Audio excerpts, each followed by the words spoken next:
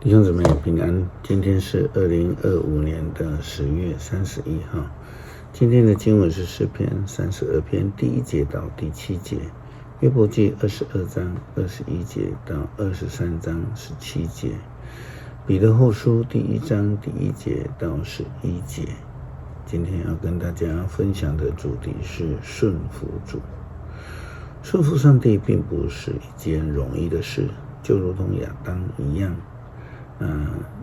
上帝只给他一条简单的命令，但是呢，他却刻意的去违背上帝的命令，宁可呢听从撒旦的话语，然后另外我们看到遭难的约伯在朋友的辩论当中，经常提到上帝与人的关系。约伯的言谈当中充满了许多的埋怨以及不平他的朋友提曼人以利法提醒约伯要跟上帝有好的关系，要和好，要顺服上帝，因为只有这样子才能够蒙福。像约伯一样遭难的人，要学习全然的顺服，真的是不容易但那却是唯一蒙福的道路。约伯记22章21节到23章17节的经文这样说道：他们对上帝说，你离开我们，全能者能拿我们怎么办？然而使他们兴旺的是上帝，邪恶人的意念我无法了解。他们被惩罚的时候，一人欣慰，无辜的人发笑。邪恶人的财富要被消灭，剩下的一切被火烧毁。所以约伯你得跟上帝亲善和好，这样他就会赐福给你。你要接受他的教训，把他的话牢牢记在心里。是的，你要谦卑的回到全能者那里，要除掉你家里一切不义的行为，抛弃你的黄金，把金金丢在干枯的河床里，让全能者作为你贵重的黄金，作为白银，高高的为你堆叠起来。这样你就会时常信赖全能者，知道上帝是你喜乐的泉源。你向他祷告，他会答应你的祈求，你会要他向他还你许下的愿。你一切的工作都会成功，你走的路一定有亮光照耀。上帝打倒骄傲的人，拯救谦卑的人。你无辜，他便救你；你行为正直，他就援助你。约伯回答说：我到今天仍然反抗上帝，口出恶言。他沉重的责罚使我呻吟不已。但愿我知道哪里去寻找他，知道怎样去找到他的住处。我要向他陈述案情，为我自己申诉。我要知道他的判断，要明白他答复我的话。上帝会用他的大能跟我争辩吗？不，他一定垂听我的申诉。我诚实，我可以跟他理论，他会做成定案，宣判我为无罪。可是我向东寻找，上帝不在那里；我向西找寻，也找不到他。上帝在南工作，我看不见他；他在北做事，我也见不到他。他知道我的每一步，如果他考验我，就知道我是纯洁。我紧跟着他的步伐，我跟随他的道路，不敢偏差。我时时刻刻遵守他的命令，我跟从他的旨意，不从自己的欲望。他永恒不变，没有人能够抗拒他，没有人能够阻止他的行动。他要成就他对我的计划，他还有许多类似的计划。我在他面前恐惧，我一想起就害怕。上帝摧毁了我的勇气，全能者使我惊惶。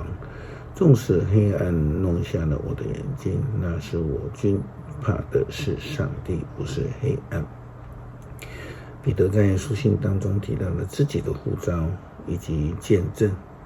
彼得本身就是一个从受呼召跟随主到凡事冲第一，想要好好的表现自己，然后呢，却又怕死否认了基督，到领受圣灵的充满之后呢，完完全全的顺服主的旨意，见证复活基督的人。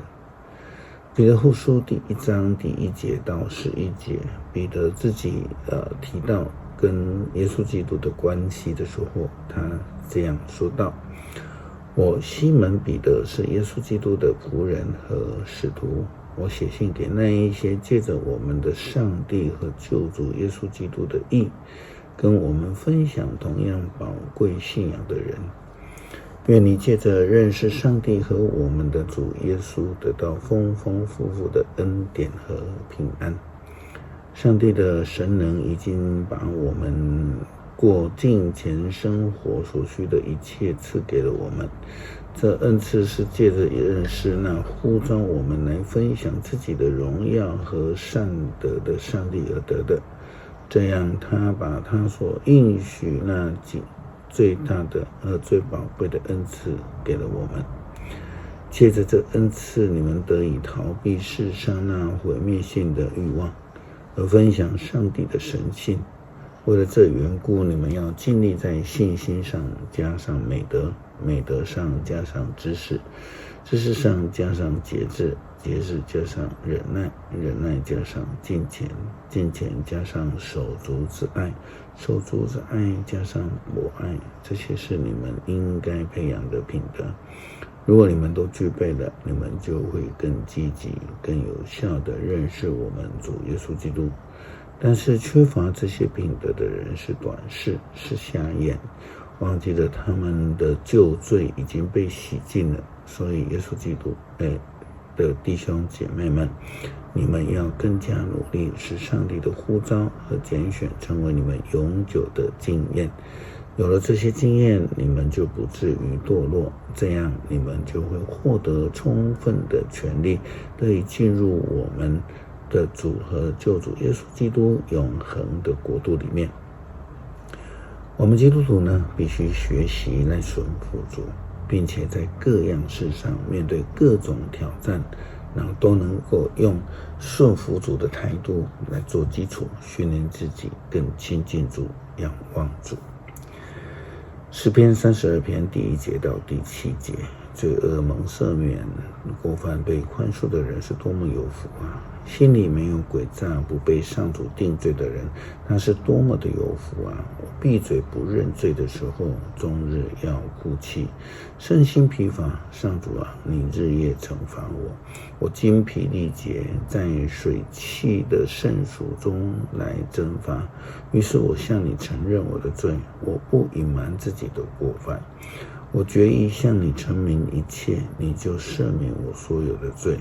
因此所有的虔诚的人都要趁你可寻找的时候向你祈求，洪水泛滥的时候就不至于被淹没。你是我藏匿的地方，你一定会救我脱离灾难。我高声颂赞你的拯救，因为你护卫我。求主帮助我们能够在面对各种挑战的时候学习顺服主，依靠基督来得胜。让我们在历练各种的情景之下，能够成为更成熟的基督徒来服侍主。祷告奉主耶稣基督圣名求，阿们。